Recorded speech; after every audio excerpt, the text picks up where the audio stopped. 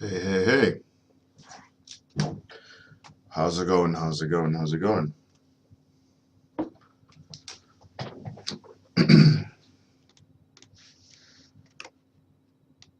I think today is going to be a good day. Can't complain. With a Tuesday morning. If it's even Tuesday. It is Tuesday. That's good stuff. Morning stretch. Hey, good morning, Orby. How's it going? Kuru? How's everyone doing?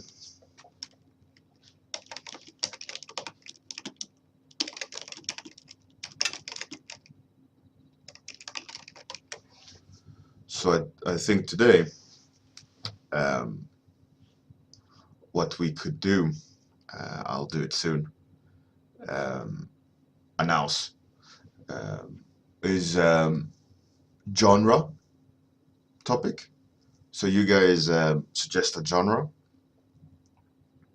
and with the genre, I'll do some comfort zone line drawing. But you can guide me by suggesting genre.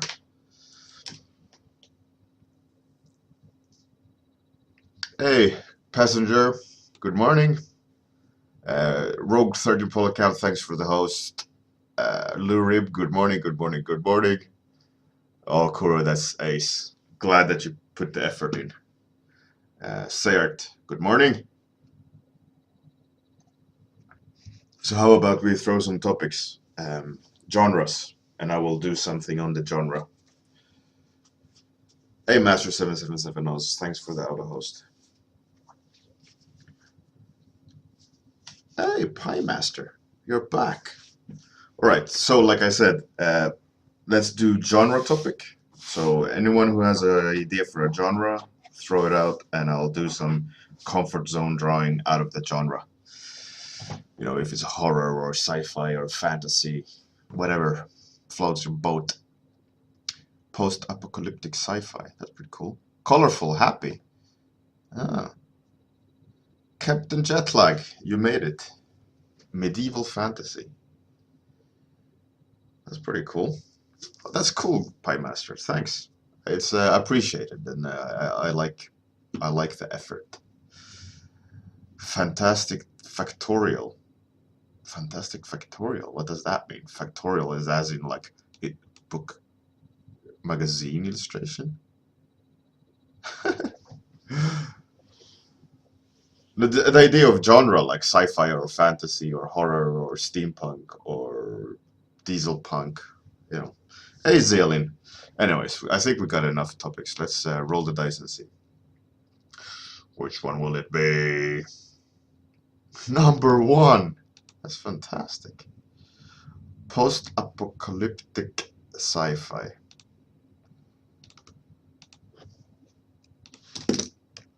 Post-apocalyptic sci-fi by, who was it?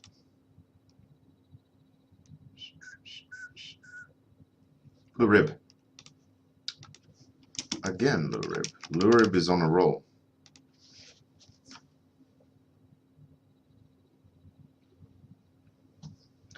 All right. Post-apocalyptic sci-fi.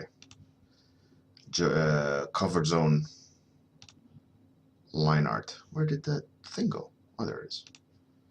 All right. Timer started.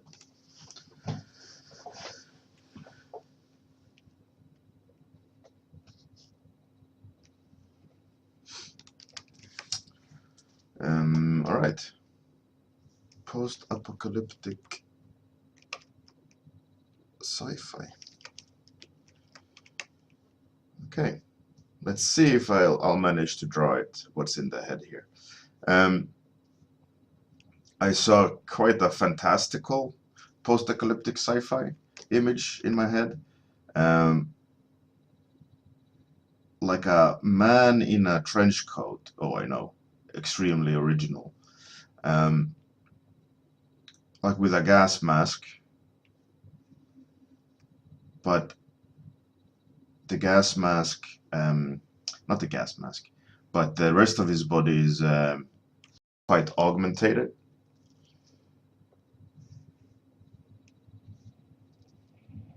Slightly smaller. So we'll see what happens. I saw him like sitting on a hill, the hill going like there somewhere, and having a augmented arm, almost like he's pouncing on some poor unsuspecting uh, prey.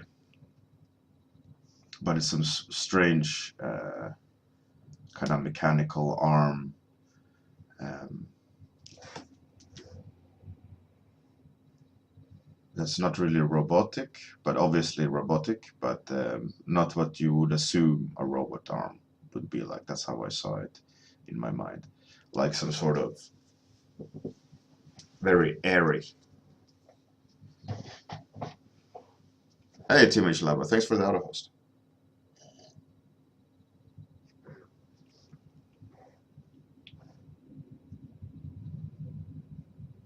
Yes, I was thinking a lot lately about the whole idea about comfort zone. You know, well, I've been talking about it last few streams, and who was it? I don't remember exactly who posted it. Was it say no? It was some someone with a short nickname, but the person posted links to Marko Djurdjevic, that character ideation DVD that he recorded many years ago, um, and he mentioned in that stream as well, not stream, clip, the importance of doing what you love and doing it really well until you're at the point where um, people will hire you for it.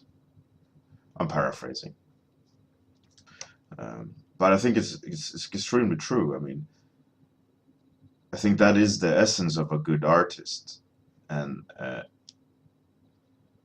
not a lot of people. Well, I'm trying to like the reason why I took it up, right?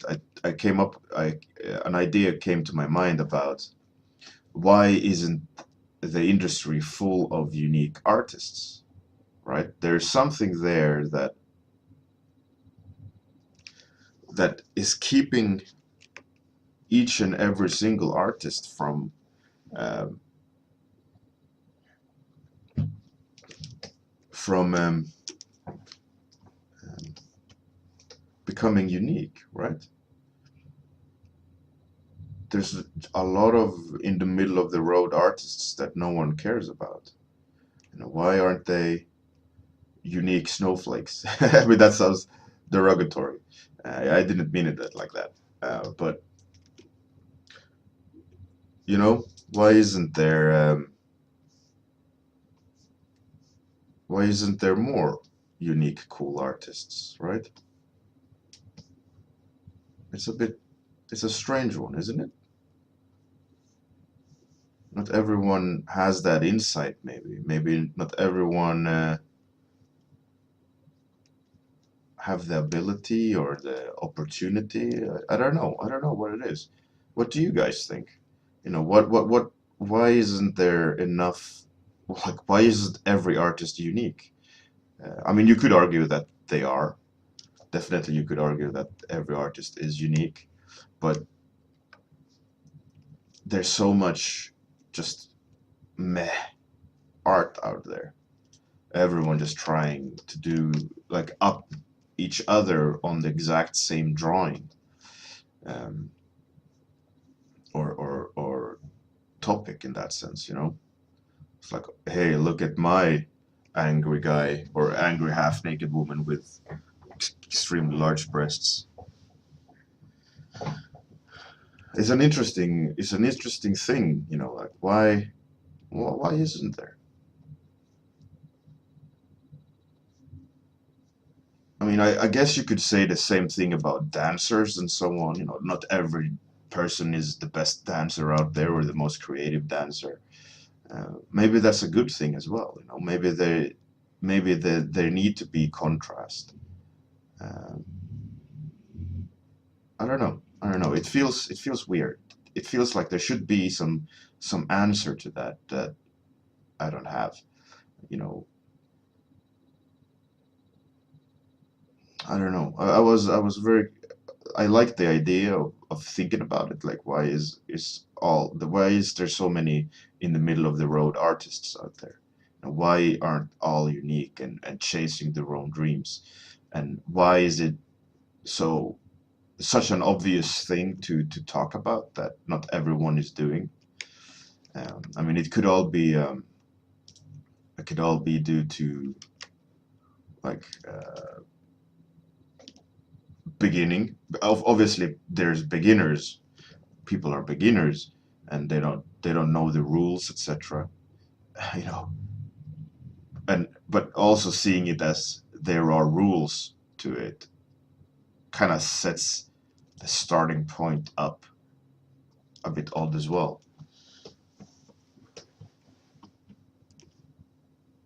Uh, I don't know. It's a confusing thing.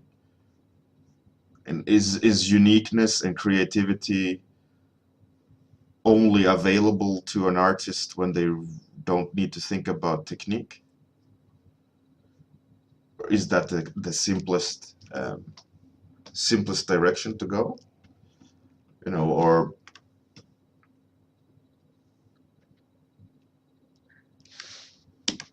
like I don't know. It feels like is it maybe the way modern concept art or art itself is taught, like that it's focused on skill level rather than unique voice.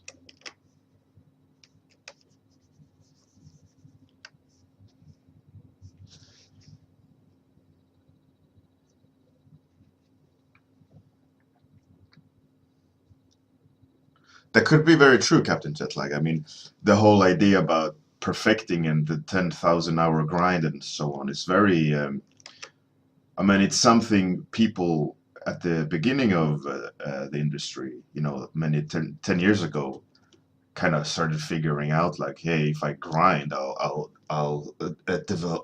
evolve faster. But those people, you know, most of old school or old generation rather, not say old school, old generation concept artists, they're all like fine art educated.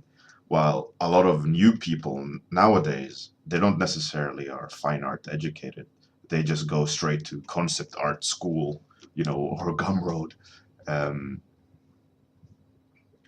which itself uh, is an interesting thing, right?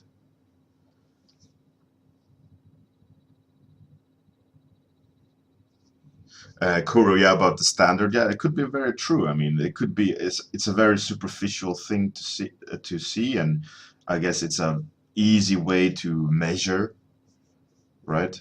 Like, I am this good. I can match this artist's X style of drawing. Look how good I am. I mean, sure. I mean, that's fair enough to say. I mean, that's very easy thing to do, and I did it myself. Like looking at Feng Zhu's marker drawings back in the days, being all mesmerized by it, or Koro Kaufman's acrylic and ink sketchbooks that just broke my mind. And I'm like, oh shit, I got to do that too. That is what I want to do in that sense, you know, like looking at it and really being impressed by it and being inspired that, oh, I want to also do stuff in that genre, right? I wasn't like, oh, I want to design characters like he did, but like, I think what impressed me the most, like looking at thinking back at time and at the beginning stages and looking at these skilled artists was what impressed me the most and wanted to do stuff in my way was that I looked at a lot of technique and tried to mimic the technique rather than mimic their drawings. So I tried to reverse engineer how they approached a drawing. You know, like looking at Feng Zhu's and where is he adding all those dots and lines, and why is he adding them? Obviously, I was trying to extract that and add it to my own drawings. Um, at a very kind of juvenile kind of way of thinking, you know, just almost like manual copy paste and applying it to my own drawing and thinking that I'll automatically be drawing like him. That was obviously not what happened, but it did inform me a little bit of where you need to go skill wise, I think.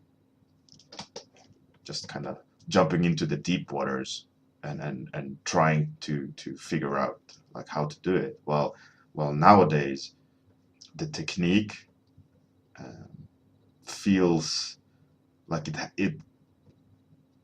it's the primary thing, but in a really weird way. I don't know how to explain it. I can't really, because the industry is so different, right? And I can only see it from my point of view because I'm already in the industry.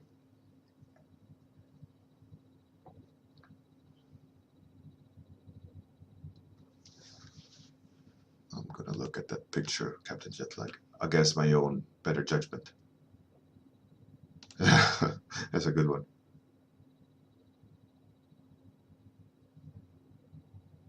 Lurib. Yeah, but I think, I mean, if you look at statistics, that's the worst thing to do, right? I can do what everyone else can do. Hire me instead of every other people.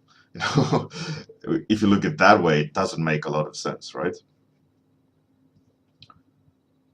Like you need to hire me, because I can draw like everyone else. But there is a definite point that you're making, is that if you're too unique, right?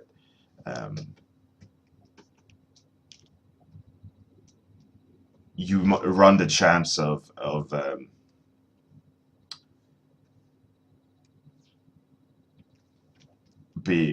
not being appealing because you're just so outside the box. And I'm not saying that everyone needs to be outside the box, but I mean, I can name easily at the top of my head 10 artists that does things their own way, right?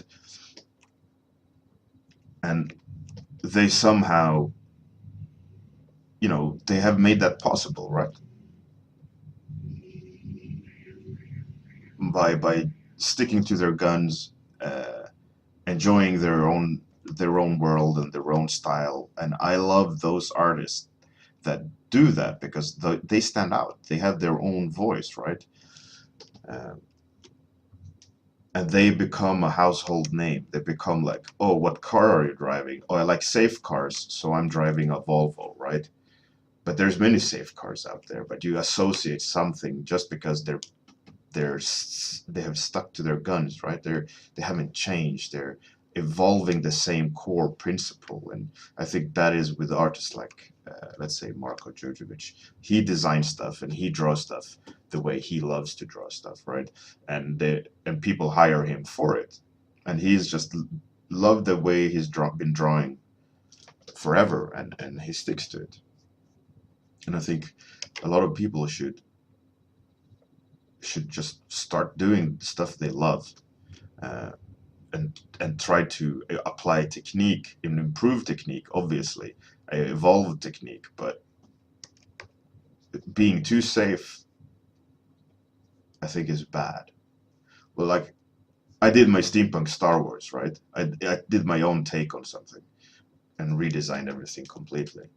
And a lot of people liked it just because it's different. I apply technique where you can easily see which character is what, is well rendered, and so on. And that's the not the most important, but that's how to present something, right?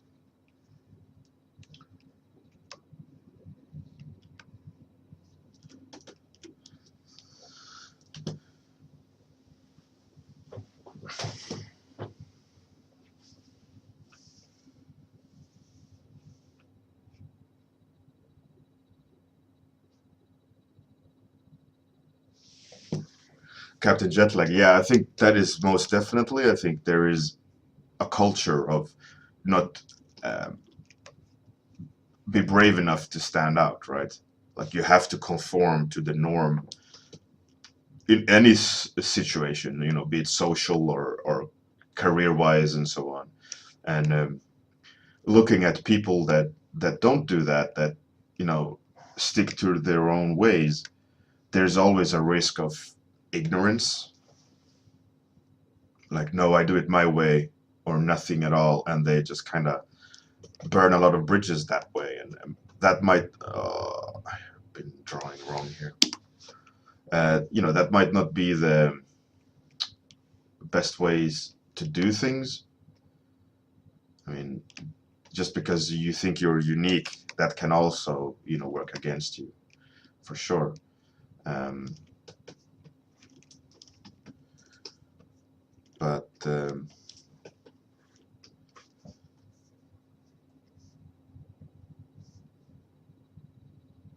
yeah, it's a fine line. It's a fine line of how to do things, I think. Where's that line there? Makes no sense. All right. Okay. Yeah. I don't know. I don't know. It was just a thought I had about like why isn't there enough unique people out there?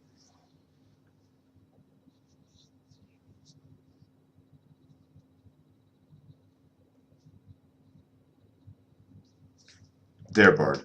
That is absolutely a very valid statement there, Bard. I only know the artists that made it and not the ones that failed. That's absolutely true. Absolutely. Uh, whatever those reasons are, we don't know as well. Absolutely what I can think is some people just went too far and it not being, it's too abstract. It's too personal. With concept art, you still have to think that it has to sell. It has to conform somewhat, you know, to the standards. It has to be. You have to be able to sell the image, and it has to be uh, unique enough, but also mainstream enough to sit in the middle of that road, right? So obviously, there's a lot of things that factors in about trend and sexiness with the technique and so on. It's easier said than done, um, for sure. But like with everything, and I always mention it, the more you are aware of it, the higher the chance that you'll figure it out your own way. But if you're ignorant to it and don't even have it, not even thinking about it, the chances are then that you're just gonna completely having it fly by your head, over your head, not even. Hey, Photon, welcome. You're new. Dear Bard and Passenger, yeah, absolutely. But I could have easily just done Star Wars. You know, I'm gonna paint Luke Skywalker exactly like he's in the movies and call it fan art. But I didn't want to do that. I wanted to change it up, right? And still, it's very me. I mean, you can look at them and go, oh, yeah, most likely Bjorn did those.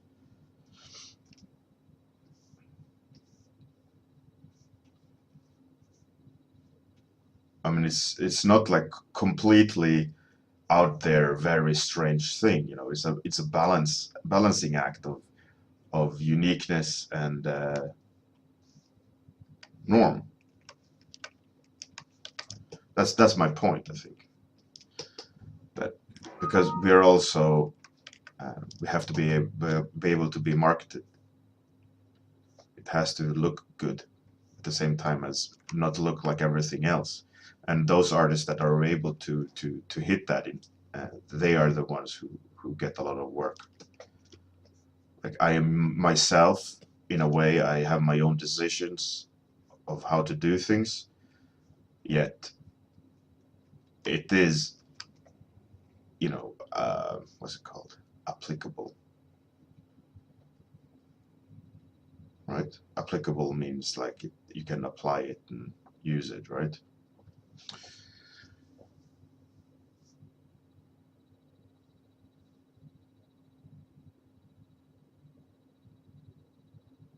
Captain Jetlag, yeah, that's true. I mean, it could be that there's a lot of bland stuff out there, and it's just easy to spot.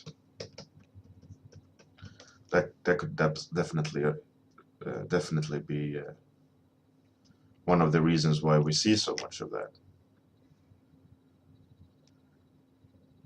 But also, one can argue, why isn't there more?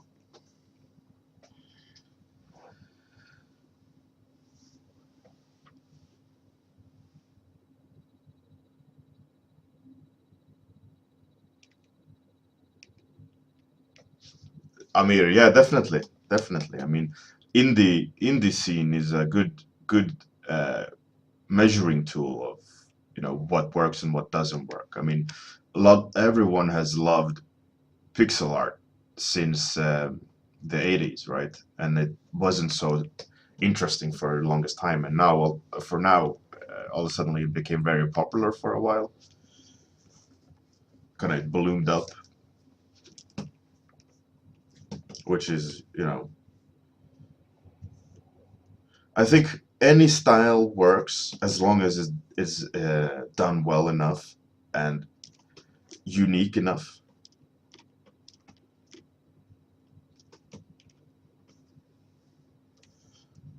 But still within those parameters of um,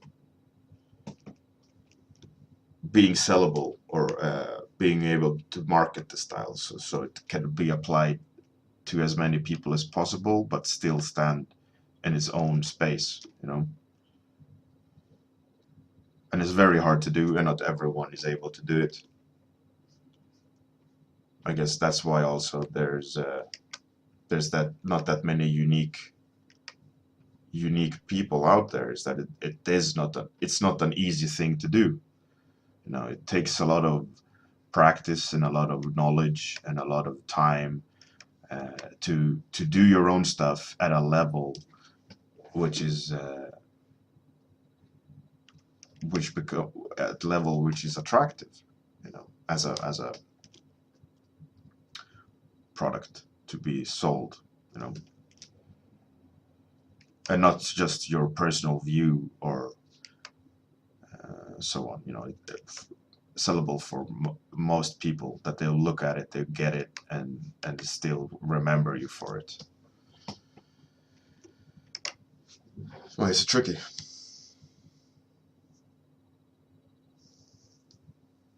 Thanks, Lori.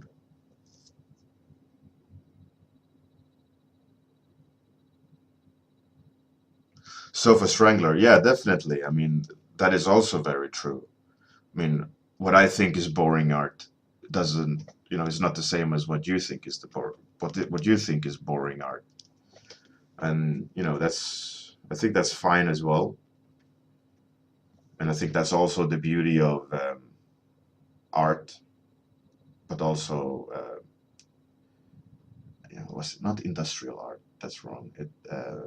Not marketing art, not popular art. What's the term? Product art? No. I mean, this is not fine art. It's not designed to be fine art. It's designed to be, I don't know. I don't remember the word.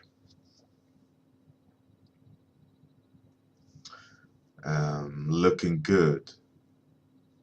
It's hard. I mean, it's something that looks good. I mean, it's biased. Um, but I think there's some sort of checklist that you could go through, like technical, aesthetic. I don't know.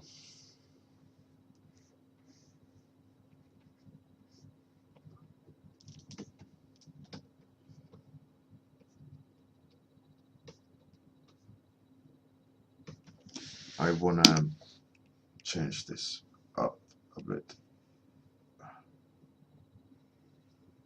don't like it that it's so short.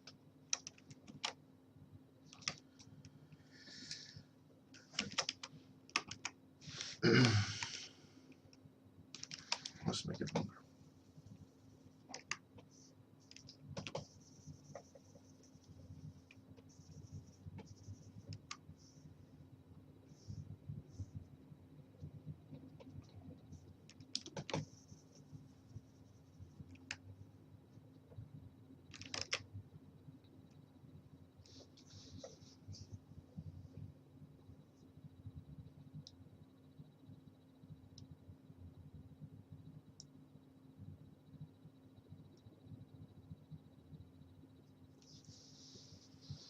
Maybe it's entertainment art, probably sits closer to what I had in mind, but the word, I can't think of the word at the moment.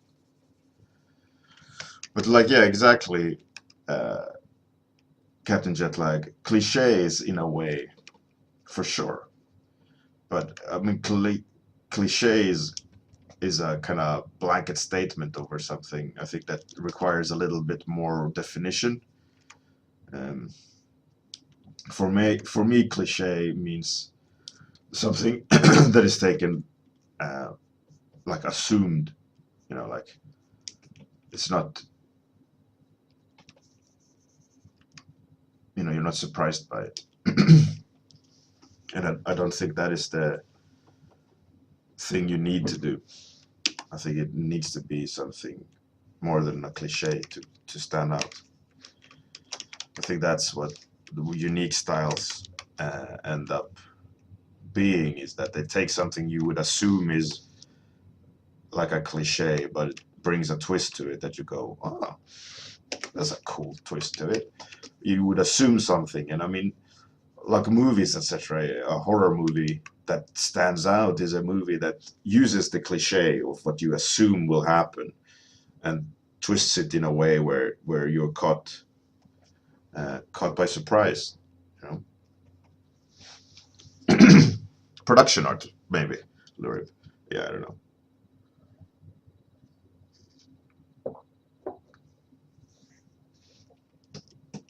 So, I'm sorry, my throat became.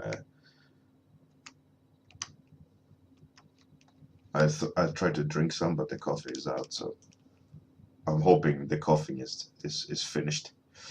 Uh, yeah, I mean, I think that is what uniqueness is as well. Where you have to take uniqueness, that it has to be like a cliche.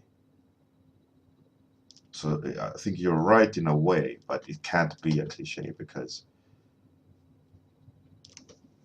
no one likes a cliche. It doesn't. It does. It's not new. It doesn't sell something new. It's a tool you can use in your advantage, I think, and it can help sell something. But a USP, like a unique selling point, can't be a cliche, obviously. So I think maybe creativity has to have a USP, but still stay within the frame of commercial art.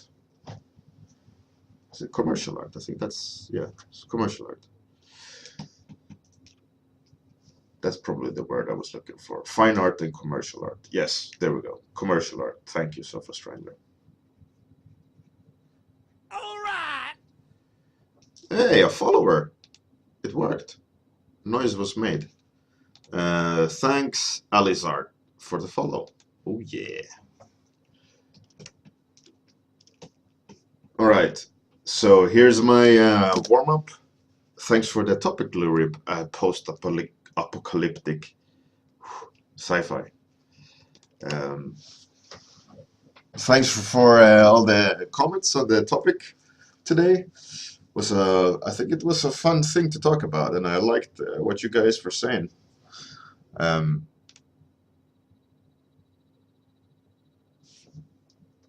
So see you guys tomorrow morning at the same time. Every day is the same time. And please follow, etc. if you haven't. It helps me build towards my goals. There's a YouTube archive underneath if you want to go look at all the past episodes. This is season 2. There's Discord underneath, all that good stuff. Have a fantastic day, evening, and see you tomorrow morning, the same time. Bye. Here comes the outro. Psst, psst. Outro.